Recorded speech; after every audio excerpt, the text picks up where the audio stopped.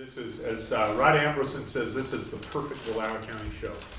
It's horses, it's high-end. If you want to spend money, you can.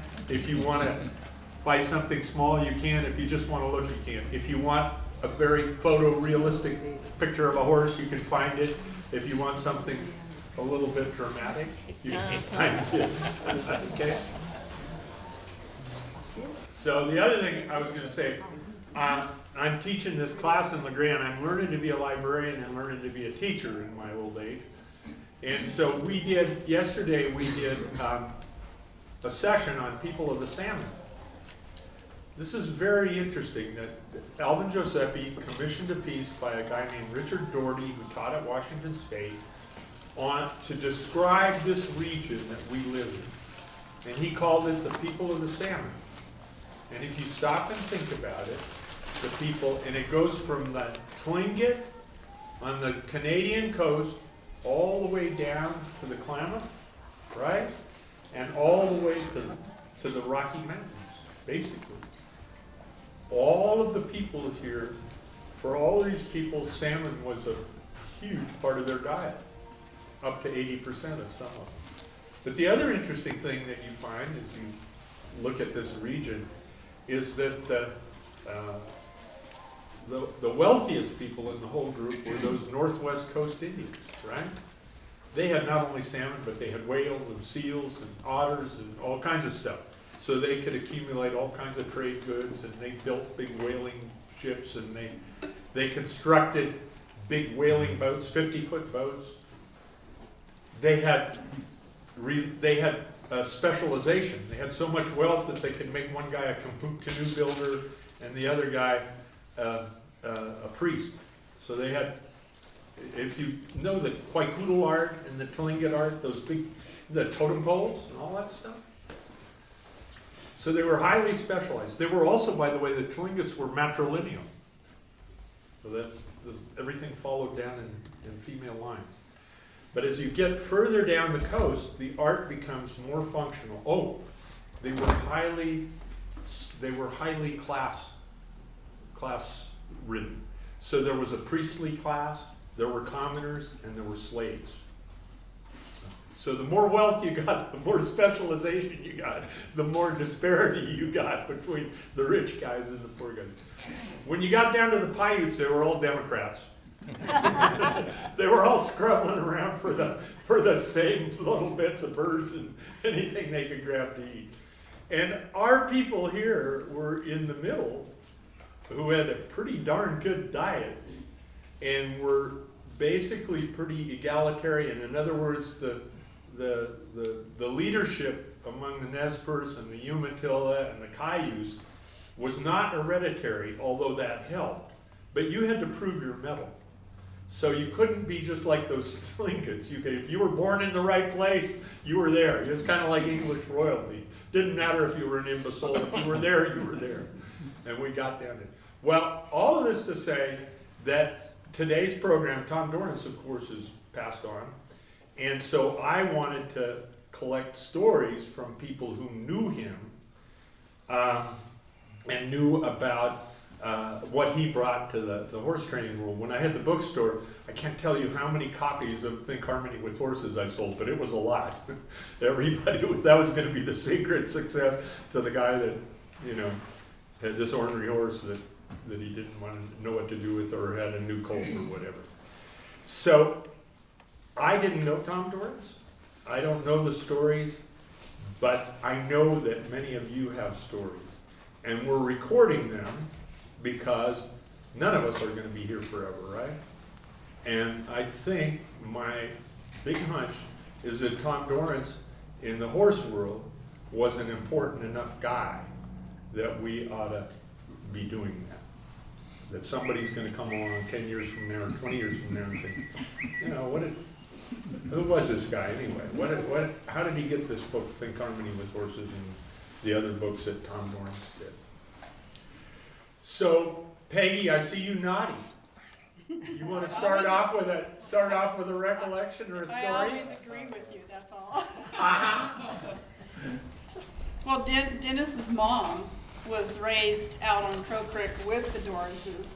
And she always had interesting stories to tell about the horses they rode weren't like they were at the end of their lives. They were rank, and they were big, and they were ornery, and they ran away with them. And then when they started developing their abilities to ride in the specific manner that we know them at, that's when they started getting noticed by the rest of the world. So that's all I know. So getting noticed, what do you, Well, by other horsemen. You know, Okay. I think people were getting tired of getting bucked off and getting themselves broke and having to fight with the horses. And Bill wasn't very big, so he had to figure out some way to get along with his horses better than getting bucked off all the time, because then he couldn't get back on. so who can capture the kind of the beginnings of when the Dorrances, okay, they're ranchers here, right? Dave can probably tell this story. So they're ranchers here, and how do they become linked with horses specifically now? Of course, everybody used horses back then, work horses and everything. They were just a way of life, and everybody had a bunch of horses. Yeah. And of course, you got a lot of people with a lot of horses, you have a lot of problems that, because any time that I can remember the Dorrances, they didn't start out to teach anybody anything, but anybody that had a problem horse, they went to one of the Dorrances, you know, and say, I'm having a problem. Well, it's like my neighbor down there, Mac Burkmeyer, was saying that they were in the middle of haying one time out there on at the Burkmeyer Ranch, and said I don't know, all the Dorrance boys were home or something, and so they came down to where, of course, it took quite a bit of time to noon when you were working horses, because you had to take care of the horses and Right. feed the horses and all that kind of stuff, and that all happened before you got to eat. But they said they were just stopping for noon and taking care of the horses there. Well, the Dorrance boys showed up in a car. They'd just come down the road from where they lived, up further up Crow Creek there. And of course, Mac was telling this as a kid, you know, and he says, well, he says the Dorrances came down and they got to talking about a stud horse we was having problems with, and said, then they, well, of course, first thing they had, everybody had a little dinner, then they went back out and but they went over to the barn to see this stud horse that they was having problems with, and of course there was, I think, 3 of the boys came down there then, and there was kind of 3 different ideas what they should do, and Mac says that was the first time and the only time that we never did go back to work in the hayfield, you know, in the afternoon after dinner, because everybody was over swapping ideas in the barn about this stud horse, what should be done to him and all this kind of stuff. And he says they were there until late in the evening. He says we never did have to go back to the hayfield. He and Bud thought that was pretty good because they got the day off for the afternoon. But my experience with Tom, he, of course, they'd sold the place on Crow Creek by then, and they were living down here on what they call Dorrance Lane. And Bill was gone, I think, and Jim were both, I think Jim was in Nevada. But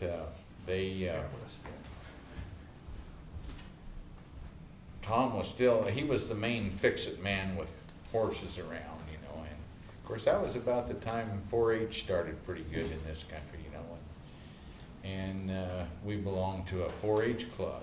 So this would have been Oh, probably in the early 50s. early 50s, okay. And of course one of our club leaders decided if they could just, of course, Tom had the reputation of being the best horseman in the country. And so they conned him into being the leader. And of course, there was a time or two that he'd come up just when we had a meeting. We used to have a meeting down here at the rodeo grounds. And the kids would all ride horses you just had to ride for a couple hours to get to town, back then, because nobody had horse trailers and very few had trucks. And those that did they were busy and had other things to do anyway. And so most people had to just ride their horses in.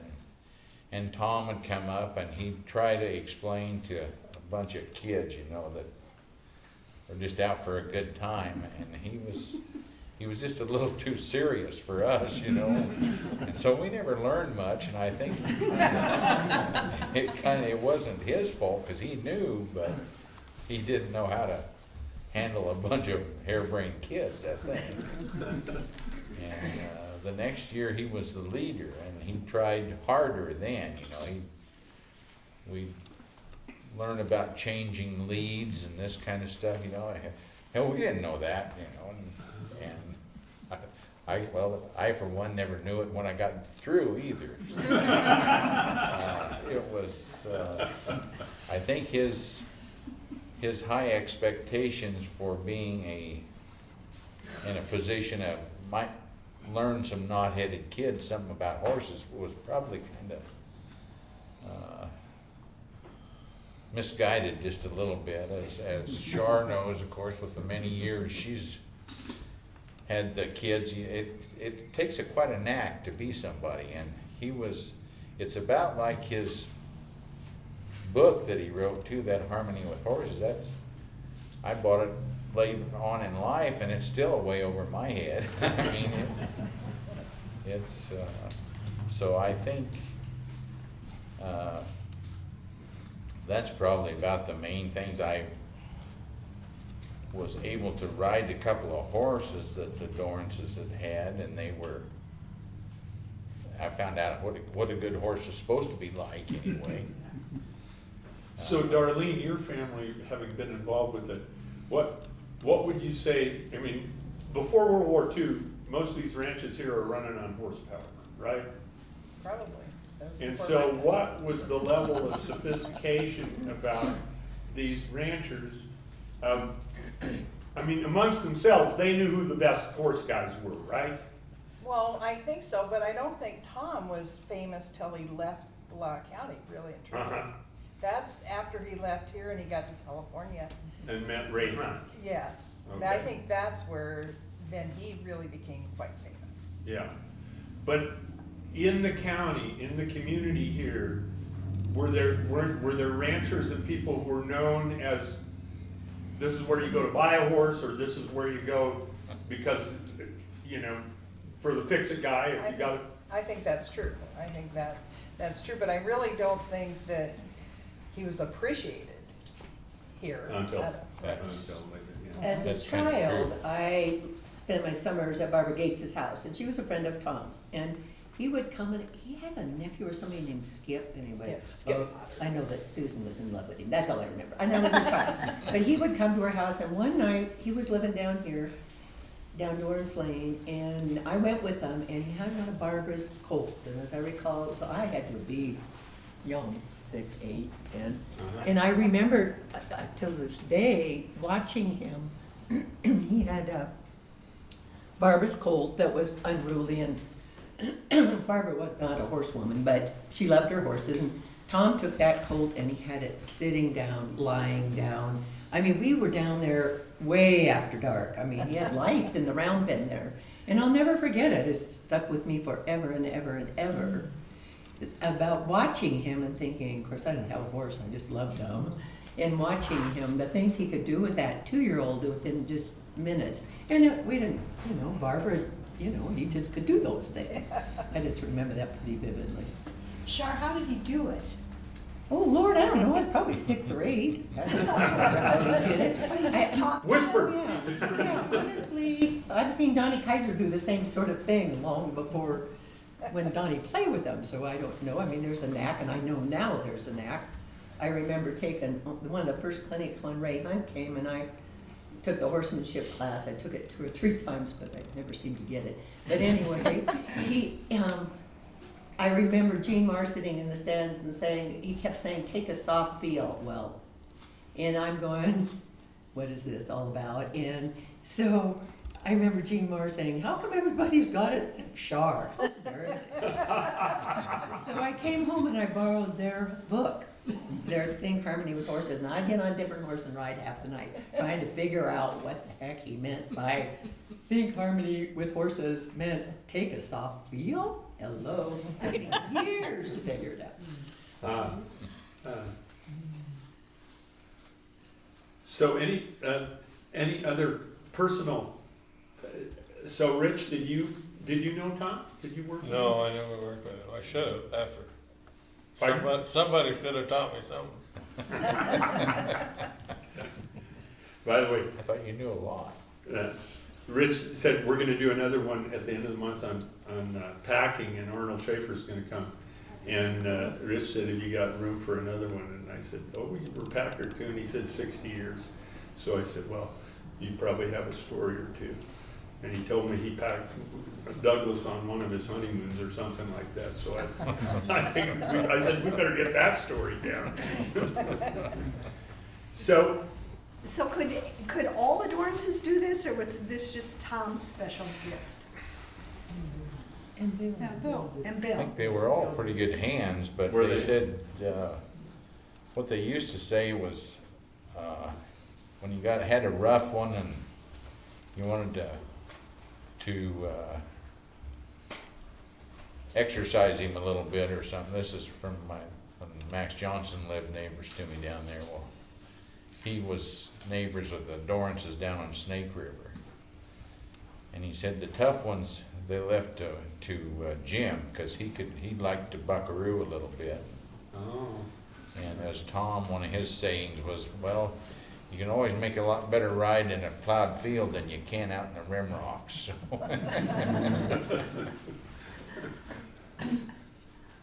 so how about you now? Char's trained horses and Leslie's trained horses, and you're a horse trainer? Was. Pardon? Was. Was? You're too young to be was. I had an accident up over Fraser Lake 2 years ago. Horse went over backwards with me off the mountain and ended up messing up my back pretty bad. So you're So- not riding now? I ride for myself now, but not horses that may hurt me. Okay. Well, for those of us who are not horse people in the audience, can anybody describe this?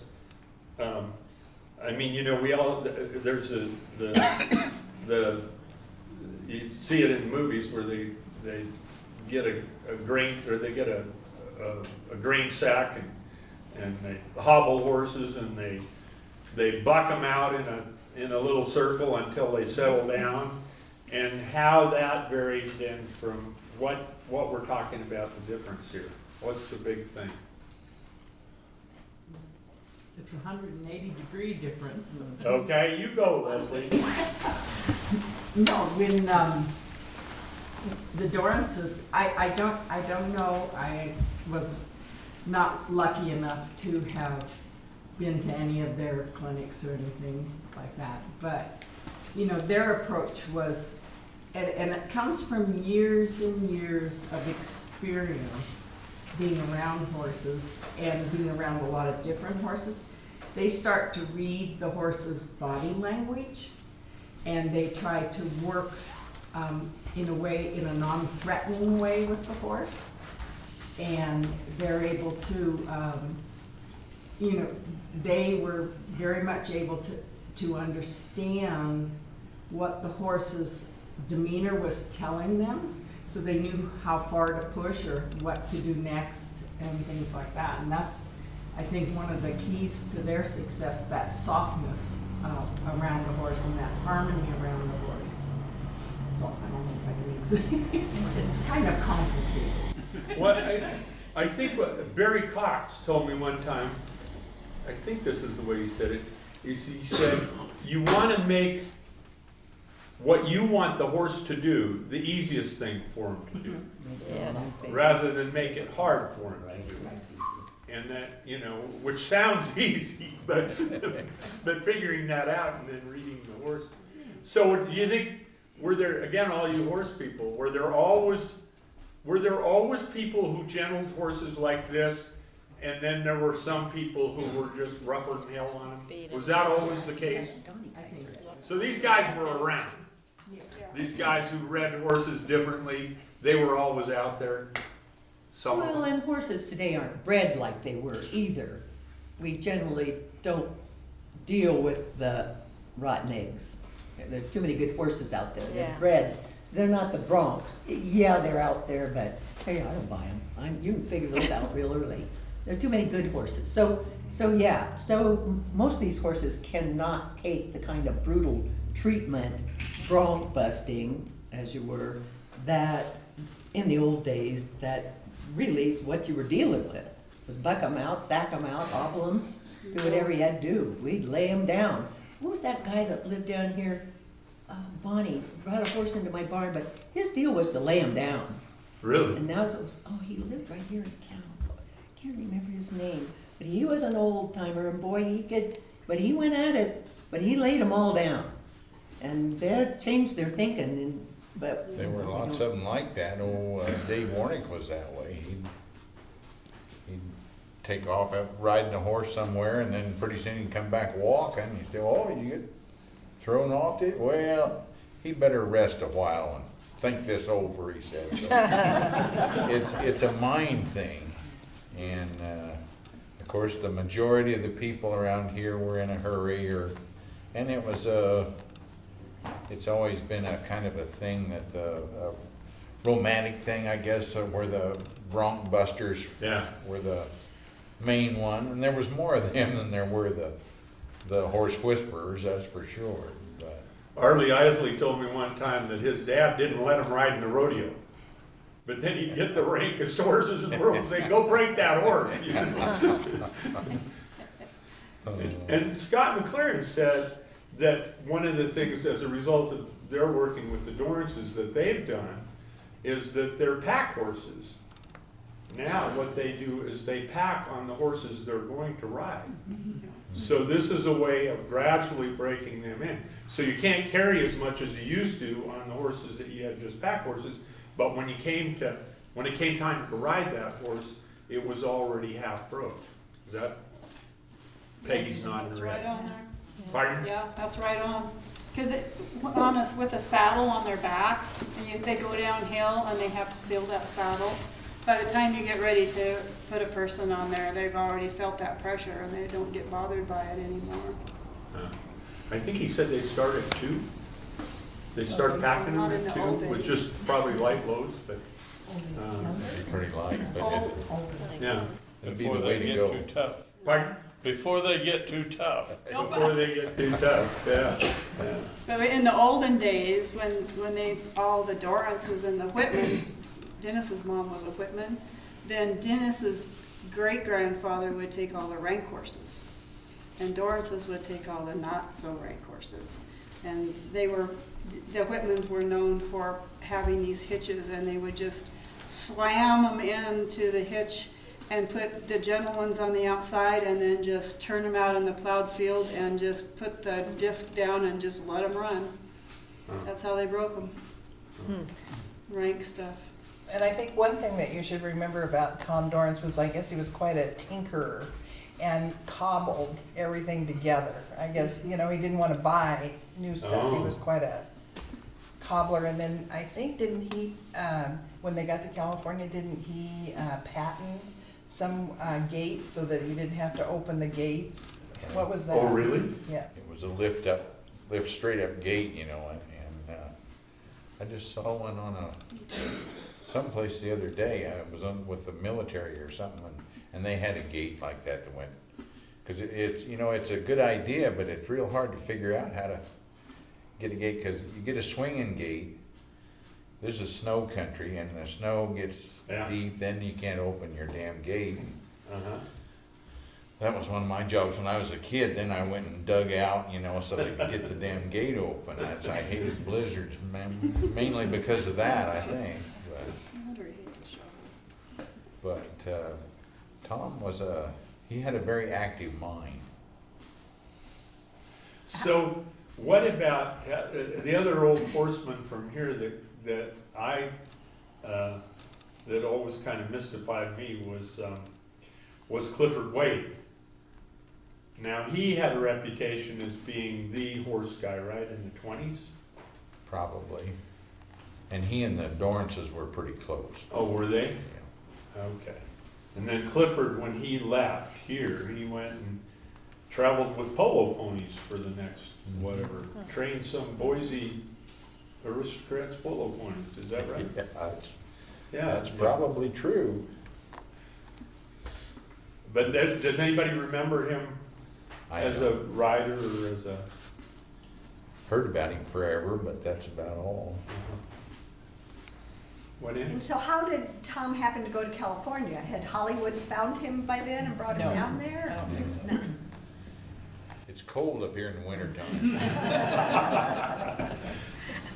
Tom had an old, he still had some cows here. And he got one of those cab over Jeeps. It was his first thing, you know, and put a stock rack on it. And he could haul a couple of horses in it pretty good, as soon as the weather changed, well, he left and went to Nevada. Oh. And then, of course, when it got cold in Nevada, then he went to California. But, And then he met a woman. yeah. Oh, that was it. But he didn't have he lived here for years without ever marrying or anything. Oh. And so it was his first love, I guess. And so he was in his, what, 40s? Oh, I'd say that. Anyway, wouldn't you? Well, at least that 40, probably. 50? Uh-huh. And then where did he hook up with Hunt? Because Hunt's really the guy that launches him In Nevada. in I Nevada. think, or I'm thinking that. I'm talking maybe over my head here. And has anybody read that book recently? I can't remember, but it seems to me like Ray Hunt kind of is already dealing with horses, but then when he meets Dorrance, it's like the lights go on, right? Well, That's what we they read. understood everything, and because Hunt was more of the old cowboy type, you know, and couldn't. I mean, if they're going to buck, we'll let them buck, you know. Uh-huh. And but Tom would rather talk him out of it, but he and Ray Hunt understood what he was saying. And he was able to, you talk about being a teacher now. He was the communicator. He was the communicator, Yeah. and he understood all of that, and, Except Shark couldn't get it. Well, I went to 2 or 3 of his clinics, and my feeling about Ray was, of course, people were always the problem, and I agree with that. We make these problem horses, and you can bring them out. Well, my feeling in the beginning was that Ray didn't really care if we learned anything or not, because he was making quite a bit of money with these clinics. I remember Scott McLaren, Chris Borgadine, all these guys riding these colts, you know, and it was our first experience putting them in a round pen with no bridle on them and just turning them loose and that sort of thing. That's why I went to the horsemanship thing. I wasn't quite ready to get on I those went too, horses. You know. But I think Ray was, it took me a long time to get through. He was not really, my feeling was a people person. He was for the horses, and boy, if there was a problem, he was on your case. Oh. It was your fault, not the horses. Yeah, But he must have had a good publicist or something. Yeah. Somebody sold him. yeah. Yes. I struggled And with then- him. And I then they just knew he sold, was and then good. they sold Tom. And I don't know whether Tom's wife had a lot to do with this or not. I think so. probably like a lot of stories, the women played a bigger role, because I think was Hunt's wife's name Maggie? Does that stick in my mind? I think she helped write the book, is what I think. Well, I think she definitely did Ah, the there was last 2 book. different wives too. Oh, were there? Yeah. Carolyn was his last Yes. wife. That's Okay. Ray just died a couple years ago. His wife still promoted. trains horses Oh, really? with her grandson over in Idaho. So did you He's do living out of workshops with Arizona. them? No, I did her Ray's son is his son, and his daughter are my best friends over in Idaho. That's where I moved over to. Oh, So I worked on the hunt ranch for a while when I was over there. okay, okay. Well, throw in some other recollections then. I don't know anything about Tom except for what I've heard and what I've read in the books. Okay. But What about Ray? Ray, he, like Shar says, he was all for the horses. It was 100% he was there for the horses, and if you could learn, that's great, but he was there to serve the horses. You did the workshop then? That's been a long time ago in Well, of Fresno. Down in Fresno, California. Oh, in Fresno. Yeah. So what do you remember from it? I was really impressed with what he could do with young horses. So would you'd actually you would take your horse to the clinic? I didn't. I was watching. I wasn't Okay. involved. Okay. We took ours. You took your horse. Did you take your horse, Darlene? Oh, yes. Okay, what Actually, happened? I think we took David's horse. Wasn't that the buckskin that I rode? Probably. I don't know. He didn't teach me anything. I'm not a very good learner. Well, I think as years have gone by, and the Buck Brannemans and the Clinton Andersons and all these gurus that have, you take a bit of Tom's, well, and Ray did. It all became his own, but the basic philosophy started with Tom, and I keep looking back, and they claim they just have a different training stick, or a different size round pen, or a rubber ball, and to make it their own, these new clinicians. But basically, you can go back to take a soft feel that Tom was known for. And Ray really professed that. I mean, I learned to do things with a horse from Ray that I still, to this day, I just get a kick out of showing a kid how to make them reach for a bit and put their nose on the ground. And I mean, just little things about softening and getting to listen to the horse, to learn to read them, to look for signs. Which is what Leslie was Yeah. talking Yeah. about too. Yeah. Now, there's another interesting piece here. I was talking to Skip Royce one day, and I was talking about this horse that Oriana has, who's Arab quarter horse cross, and was owned by somebody who wanted a horse they could go get on once a month. And I said, this horse needed to be probably ridden more often. And Skip's comment was, yeah, they bred all the horse out of horses. Because they want a horse to be so docile that you could just go ride it with it. Is that true? Well, I'll tell you what, there's a big market for that kind of horse. They're hard to find.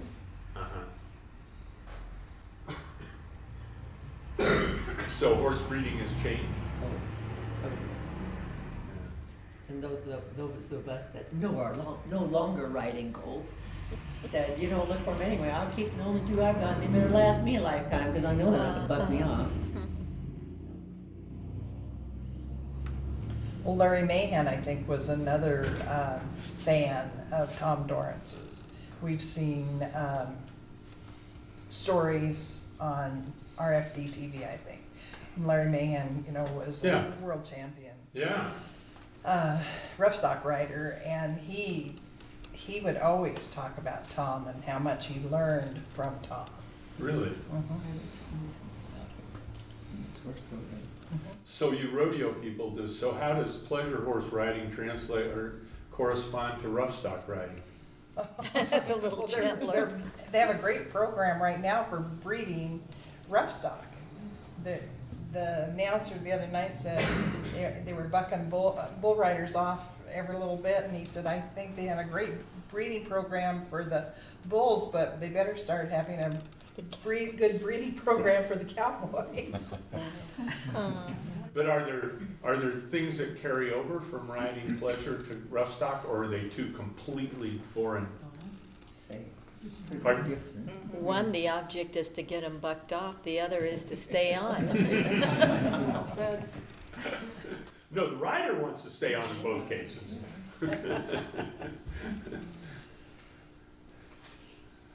Well, I need any other story. Well, let's go just, yeah, go ahead. Well, I was watching the video of Tom. I just found it someplace, Googled it, and he's a little hard to understand because of the quality of the sound and all that. The analogy that he was talking about was balancing a broomstick on the end of your finger is how he tries to ride. And you think about that, how subtle that is. And he said the three qualities are balance, timing, and coordination. So the goal is balance. You want to be as balanced as possible. You want that broomstick standing straight up and as still and quiet as possible. And then you gotta know when to make a correction. So in order to know when, you've got to have the right timing. I mean, if the stick is moved off the balance point, you're at the wrong timing, you're going to drop the stick. Right. So you got to know when to intervene, and then you've got to have your muscles trained and your reflexes to coordinate with what direction you're supposed to go to correct that, to counterbalance the direction that the broomstick is falling down. So, I mean, if you think about that, that's a lot. and it's not something, it's a skill. It's not just, something that you can learn. But I mean, I've been thinking about it because I only watched it a couple days ago.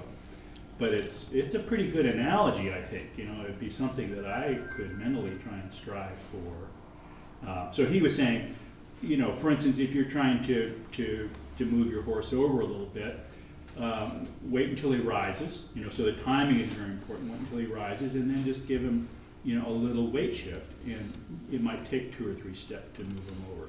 But if you force it over, if you somehow trying to get him to move over, and your timing is off, or you move too much and you throw his balance off, it's not going to be a very smooth operation. So understand when the key moments are for giving a horse a cue. So time it, and then you've got to develop the physical coordination skills of moving your weight or whatever you're doing physically. And then the goal is to achieve balance, perfect balance on top of that horse. So I guess that, I'm sure he struggled with trying to explain what he does because everything is so subtle and it's hard to put into words. Yeah. But balancing a broomstick on the end of your finger, I think that's a pretty good one. Well then, let's face it, riding horses is an athletic event, right?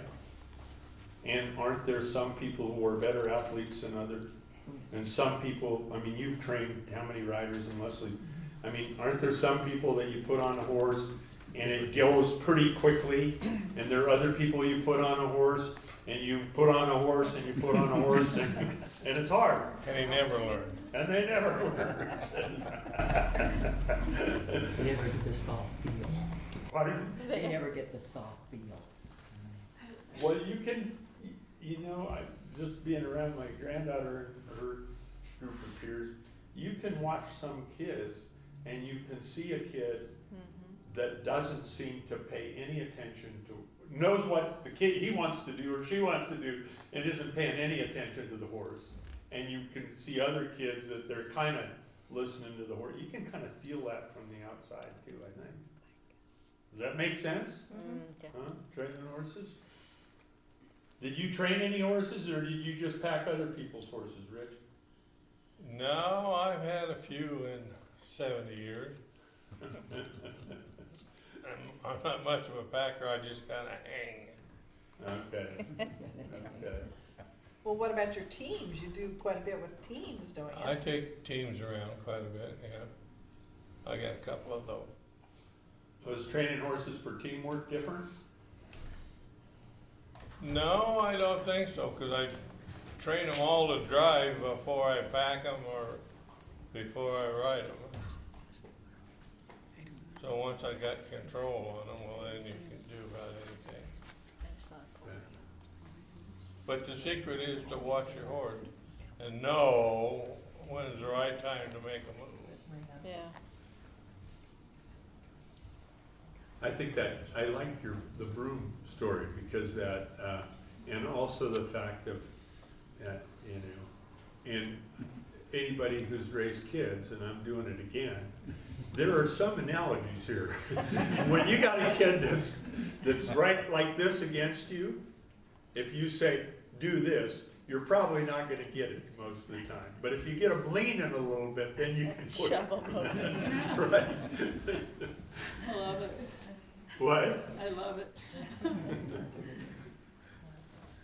Well, as I said, I was hoping that I'd get a couple of tidbits here too, that, They have good stories. but they have good stories. They do. And I know the museum, you should put in a pitch for that, Darlene, because the museum did a Dorrance thing last summer, right? We did, yes, we did. And And then we had his nephew, or, yeah, it would be Tom's nephew, and his family came from California or Nevada, I guess it was. Uh-huh. And, what? California. California. Okay. And we had a night, kind of a presentation, and I think we had about 65, 70 people there that night. And they told a lot of stories, and yes, the Tibbetts do have a lot of stories. Now, did you record them? Well, I did. Actually, I don't know that we've ever looked at it since, but I did video it. I did Good. video them, so I Good. do have it. Good. No, We also had a book, and I don't know whether you've seen the new book that Tom's wife and somebody else put together. Margaret and Buck Brownman did. Pardon? Margaret and Buck Brownman did. Okay. Good book. Anyway, it's a really good book, and they sold several of those books that night up at the museum. Okay. And if you haven't seen it, it's really a good book. Now, did Tom also, did he do the braiding and stuff when he was here, or was that later? I think he must have done some here. Several people had Yeah, brought things in, but So- that's where I remember this bridle that somebody had that they said Tom had done it, but it was sort of jimmied together and, but I guess he just would make do with what he had. That's what I kind of remember. Yeah. Bill was the one that was the real braider, I think. okay. But they all messed They all with did. rawhide, you know, because it was just something you did, because there's no TV back then, and Yeah. had to have something to do in the evenings. And so it was them and the Wades, I think, and there was another one, Art Arson, Art, that was a pretty good friend, and I. he did some silver work too, didn't he? Yes, yeah, very good. I wonder if his stuff is around somewhere. Does the museum have any of that? We don't. Do you have any of the Dorrance stuff? Well, we did for the present. for the Yeah. exhibit for the summer. Uh-huh. We did Tom last year. Yeah, but Did you don't Walter have, Brennan the year before. but you don't have any of his on, okay. We don't. No, I Well, people that just have borrowed it are pretty well hanging on to it. Yeah, yeah. Well, horse gear, horse gear gain, it's not like our cars that keep losing value. Or good horse gear, good saddles and stuff, I guess, just. I see some exhibits here. Do they belong to the Dorrance family or not? No, I think, Mike Hagel. well, Mike Dennis Hagel. has got some stuff here. Yeah, Dennis has got stuff there. Um, And that Mike bridle Hale. right there, Mike Hale owns that, and Slim Bronson did the spoons, and I think that's the one Larry Bacon made the bridle, or the bit, but I'm The not bit. sure if that's. Okay, so none of these are Dorrance's though. No, I don't think, Cheryl, do we have any Dorrance stuff here? No, we don't, No. sorry. I think when Scott McLaren did the talk here, he brought in some Dorrance I think stuff. he does have He's some. got some hobbles or something, I think that came from Dorrance era, but, well, Either there's not very much of it around, or they didn't call to loan it to us. I don't know Yeah. which. well, I think like Dave says, people are hanging on to that kind of stuff too, that, And so, because yeah, of, that Art Harson used to have a whole 50-gallon barrel of old stuff they kind of thrown into it, and he had just a little garage that Rick Buchanan gave it to him off of his property there. I think it probably went back and that, but I never did hear what happened to that 50-gallon drum. There was probably lots of treasures in there. Well, and maybe the Tippett girls have some of those. They Some might of the be. Harson stuff? Yes, they were related some way. Yeah. Was he an uncle? The mother was Arson. Denise, Okay. I think so. Which one, Ian? Oh, it would be Denise and Carol Cox. Yeah. And Denise, her sister that lives in Clarkston or something, I believe. Right? About Orvino. Orfino. History local, I just was looking at that, I think that sorts it out. Well, But that- those girls might have something of our Harsons.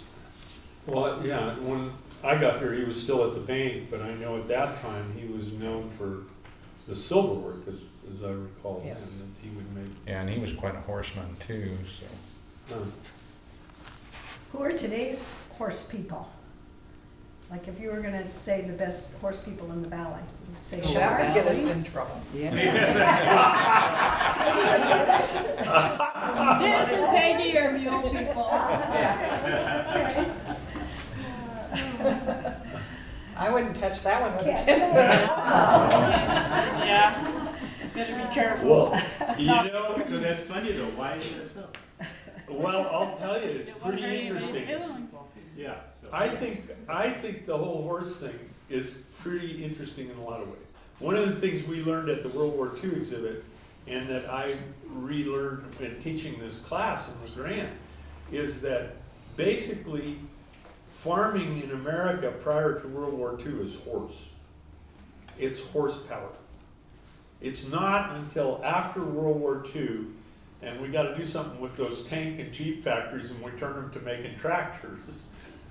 And some of the boys no longer wanted to go back to the farm, that agriculture is industrialized. It's not until the 50s really that agriculture gets mechanized. Well, you look at our 4-H club, Nez Perce Riders it's for one, the oldest Yeah. 4-H club in the state. Yeah, we were all in it. Yeah, and everybody was in it. And so at one point, we had 75 kids in our club. We had 55 in a parade one year on our 50th. And now there are what, 35 in the whole fair? Yeah. I mean, and Malala County isn't conducive to horse people. They want handicap bike paths, they want bike paths all around the lake. Well, They I'll want- tell you the other big thing that happened, and you know, No your buddy. trespassing signs. And no trespassing signs. The other big thing that happened, ladies, which Donna Butterfield pointed out to me, is Title IX. Girls, when you were in high school, girls weren't playing basketball, and they weren't Yeah. playing volleyball, and they weren't playing softball. So if you were athletic, you were on a horse. And the other thing with this specialization is that when you were, as Donna said, what you would do is you'd go get your horse from your ranch or the neighbor's ranch, and you'd bring it in the spring and you'd work with it until fair, and that was it. And people weren't buying horses for fair and trading around and breeding horses. I mean, it was a different kind of deal. So it was in a way more egalitarian. Everybody did it. Where it now, And it's expensive. it It's a can get commitment. very expensive, And yeah. parents don't, I mean, you have to have a trailer, and you've got to have a place to keep these horses, that's why I'm overloaded. I Yeah, mean, yeah. people don't have places. Yeah, to like keep Dave says, horses. you don't just ride your horse into the fairgrounds. No, the kids don't do it at all. No. Yeah. no. They're trailered in. Yeah. Yeah, And yeah. you give them a lesson, and they come back the next week and say, did you ride? Well, no. We have Uh-huh. our lesson. Uh-huh. Yeah, because I was playing volleyball and I was on my smartphone. Times have changed, times have changed. I think But times have it's changed. sad, it's sad, I hate to see, because the commitment, what kids did, and particularly girls who have love affairs with horses, Yeah. boys get on horses to see how fast they can get where they're going, and when wheels come into the picture, then They can you get there lose the faster. boys. So, yeah, it is sad, because the kids that grow up with, around horses and livestock are a different bunch of kids than we see today, I think. That's why I'm not doing it anymore. Huh? Yeah, yeah. Rich, you should remind everybody that next week, October 17th, which I think is the Friday night, Molly Gloss is coming. Yeah. And she wrote this wonderful book about Wallowa County called The Heart of the Horses. Was about this gal training horses during World War I when everybody was gone. Well, her new book is a sequel to that. I think, that's what I've heard. And she's Well, gonna Molly come out Gloss and is a talk- very interesting character.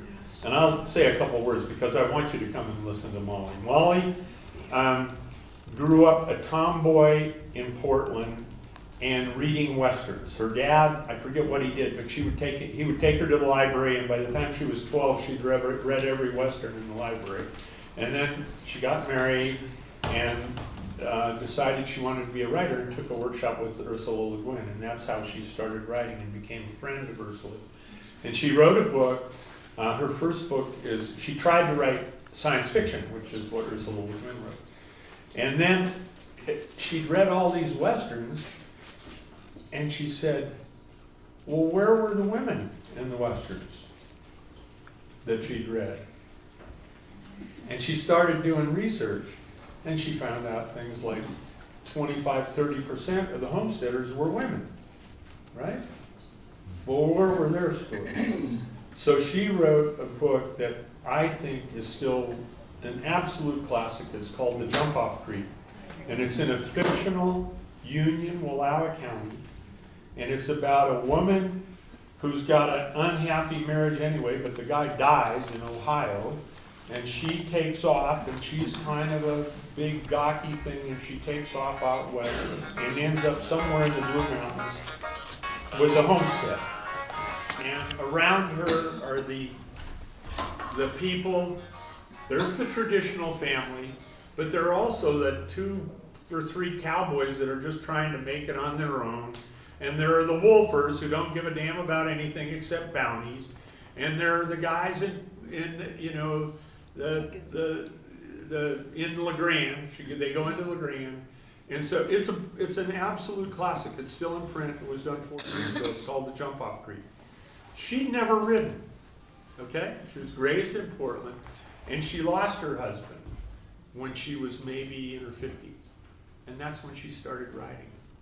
And she started riding and taking lessons, and now she's committed to horsewomen. So she has invented this, again, fictional kind of Union, Wallowa, a little bit of Umatilla County.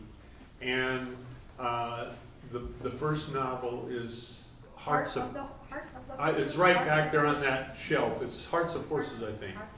And then the one that's coming out next is that'll be out later this month is a sequel, and it's one of the sons of one of the people in this novel who goes to Hollywood and becomes a stunt rider.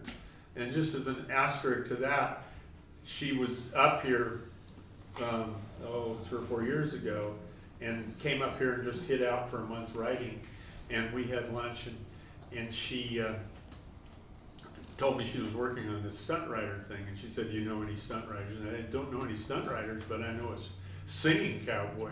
So we went down and had the greatest time with Lloyd and Naomi Doss, and we talked to them for about 3 hours, and she said that was wonderful, nothing I could use about stuntmen. And then I didn't know, or I'd have had her over with Dennis, talking about Walter's stories, that he was a stuntman as well. So we'll see. I told her that, by the way, and she said, well, I wish I'd have been there for that. But anyway, so this novel is again set in this fictional Union, Wallowa County. But this one takes off and goes from here to Hollywood, follows this stunt race. And I think she, Yakima Canute and all that, she read about all that, and she did all her research. The other thing that we've got going, then the last Tuesday of the month, Arnold Schaefer will be here, and Rich will be back, and we'll get anybody else that we can that wants to talk about packing.